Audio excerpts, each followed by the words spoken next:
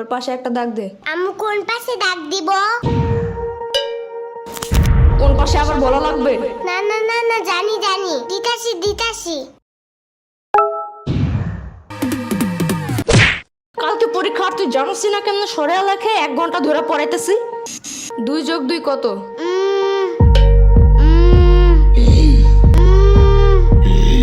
মনে হয় 22।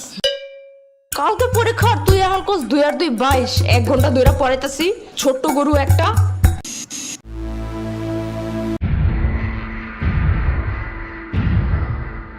দুইয়ের ঘরের নামটা ক? 2 একে 2, 2 দুগুণে 4, 3 দুগুণে 3 দুগুণে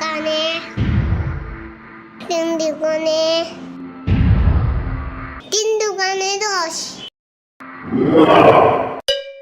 না না না, 3 দুগুণে আমি পেট ব্যথা করে। কি? পেট ব্যথা করে। ওই পেট পাচে একটা পাড়া দিব না এখন। পড়তে বসলেই খালি পেটে মুচুর দেয় না? না না না, মুচি দেয় নাই। তাহলে 3 দুগুণে 9 হয় কেমনে? হ্যাঁ, কালকে পরীক্ষা আর এখন এসব ভুলে গেছিস? কালকে এসব মুখস্থ করেছিলাম আমি। পিচ্চি সাম্বার বাচ্চা একটা। হতে হাতিটি ওই সুর নাড়ায়। হতে হাতিতে ওই শূন্য নাই। সুর নাড়ায়। শূন্য নাই। সুর নাড়ায়। নারায়। হতে হাতিটি ওই সুর নাড়ায়। হতে হাতিতে ওই শূন্য নাই।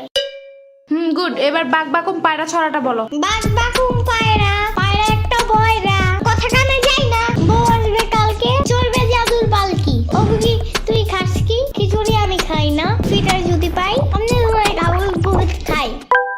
এগুলা কি ছিল? কেন হয় নাই? এগুলা পড়েছিলাম এতদিন। না, কিন্তু তোমার কাছ থেকে এটা বেশি সুন্দর। না বলো? ইয়ামিনের বাচ্চা। সাম্বার বাচ্চা। ওরে দেখো কেন? ওই তো মুখস্থ করে সেইটা। শ্রাবণের বাচ্চা।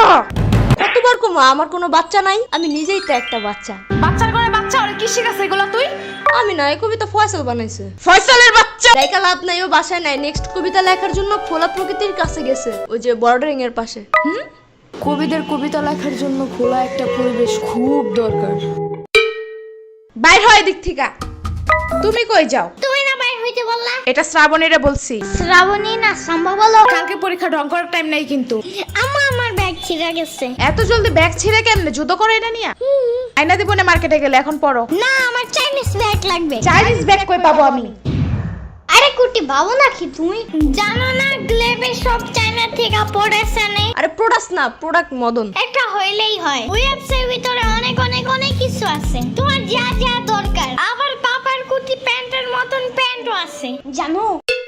চুপ থাকো, পড়ার কথা মাথায় থাকে না? কোন গ্লেব টেলেবে কি আছে, চায়না না কোরিয়া থেকে কি প্রোডাক্ট আনে, তা মনে থাকে কেমনে? আরে ঘোড়ার ডিম প্রোডাক্ট না, প্রোডাক্ট। তুই যাবে এদিক থেকে। এই যে আমার ফোন। এই যে আমার ট্যাব, তোমার ফোনের থেকেও অনেক বেশি বড়। ফোনের সাইজ দেখতে বলি নাই, আমি এখন পুলিশে কল দিব। পুলিশ কেন? পরীক্ষায় ফেল করলে জেলে ভরে রাখবে, সারাদিন জোর করে বাদাম বাদাম গান শোনাবে, রাত্রে ঘুমানোর সময় ফিটারও দেয় না ওনারা। অনেক কানলেও দেয় না? অনেক কানলে ওনারা বামে আর মুখে কষ্টিপ লাগায় দেয়, যেন কোনো দিক দিয়ে বাচ্চারা শব্দ করতে না পারে। কল দিব? একদমই না। তাইলে আর কি পড়ো আমার ইচ্ছা মতো, পড়াইতে শেষ করে দাও। শোনো, যত যাই হোক পরীক্ষার হলে কিন্তু একদম ভয় পাবা না, ভয়ের কিচ্ছু নাই, মাথা ঠান্ডা করে লিখবা। লেখার সময় একদম ভয় পাবি না, ভয়ের কিচ্ছু নাই, মাথা ঠান্ডা রেখা লিখবি।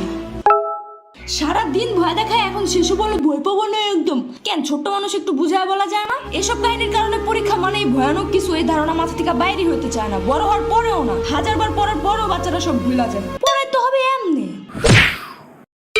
এদিকে দাঁড়ায় দাঁড়ায় বয়ানবাজি করতেছে। কালকে পরীক্ষা, চিন্তা আছে কোনো? মদন কোনখানকার? কালকে অ্যাকাউন্টিং পরীক্ষা, আমি তো ভুলাই গেছিলাম। শিট।